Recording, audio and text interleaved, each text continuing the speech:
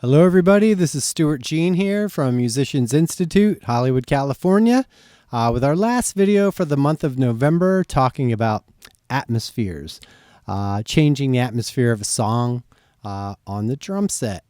What I wanted to look at today in this video was very super simple. Is we have our ride cymbal, we've got our hi-hat, and we've got crashes. But let's explore other ride possibilities. Sometimes just changing a surface will be what a song needs for a change. So I have set up today a couple little specialty cymbals that I'm sure you're familiar with, but just let's talk about them. Over here we have the flat top ride. No bell, developed by Peisty in the 60s, very popular with Jack DeJohnette. Chick Corea, the Now He Sings, Now He Sobs, Roy Haynes, check out that playing.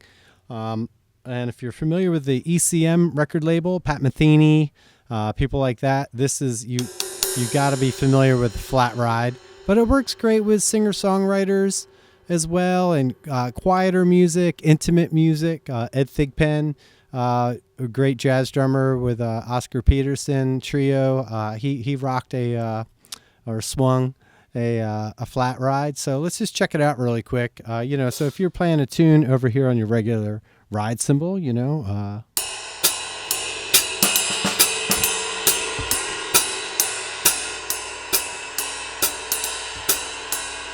then we switch to the flat.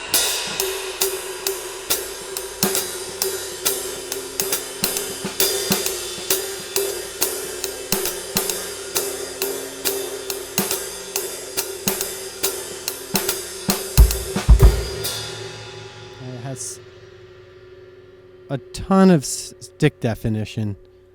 It's really woody, These sticks are maybe these are 55As, maybe a little heavy for it. SD4 combos, Vic Firth, or, something with a barrel tip works really good, but this sounds pretty good, This is also very commonly used. I mentioned ECM, the record label. Most of that stuff was very straight eighth oriented, but still improvisational music where the focal point of it from the drummer is coming from the ride cymbal. So let's check out, I'm going to play along to a little track here that would utilize or basically be screaming for a flat top ride. So check this out.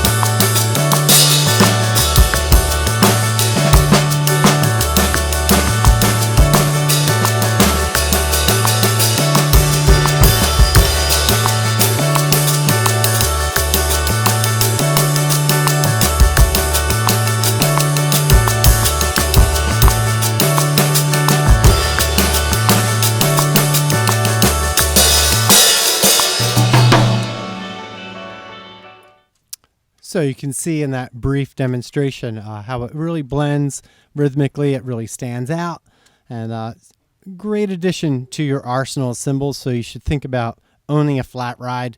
The 602 Peisty is a great one, but a lot of people make them, and they're all very wonderful. So great addition to your projects. Let's go back over here to the China.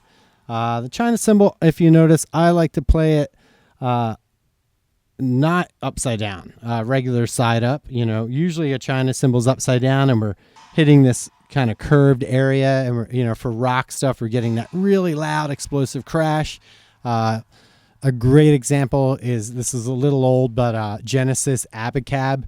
Phil Collins is rocking a China all over that tune, and that's like the traditional way that it's used in the modern era in the last couple decades.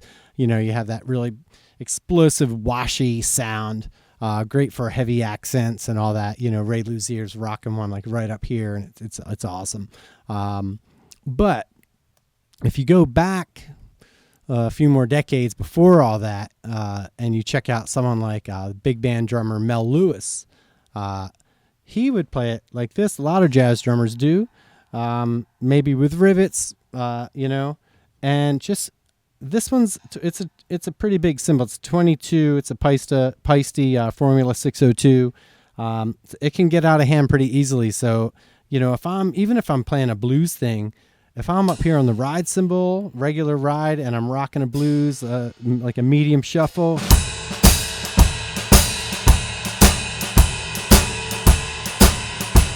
and I want to switch to another solo and switch over, this is a great texture change. 1, 2.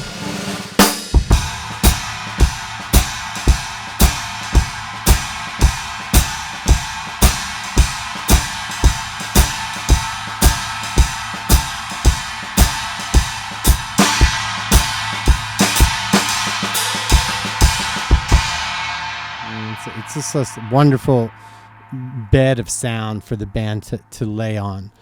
So also want to check out, maybe you have a China laying around and it's, maybe you have a quiet gig coming up and you can't bring it because it's so explosive. Flip it over and just play it really gently. Learn how to play that cymbal,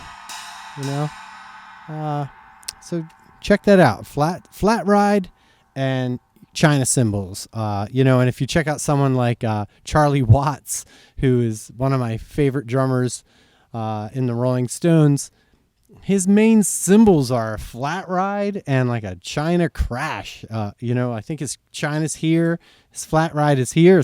And he's playing with the most famous rock and roll band in the world. So I guess they're not that unorthodox, but great cymbals to have. So if you're looking, sometimes you don't need to change the patterns you're playing or the rhythms you're playing, but maybe it's just moving your arm to another cymbal, and it's exactly what it needs. So and build up cymbals. They don't take up a lot of room. Don't sell your old cymbals. You're going to need them. The minute you sell a cymbal is the day you're going to need it. So they don't, like I said, they don't take up a lot of room. So hold on to these babies and use them. They're there for you to express yourself, and they're unbelievably expressive. So practice just playing one stick and one cymbal sometimes. So all right, thank you everyone. Check it out.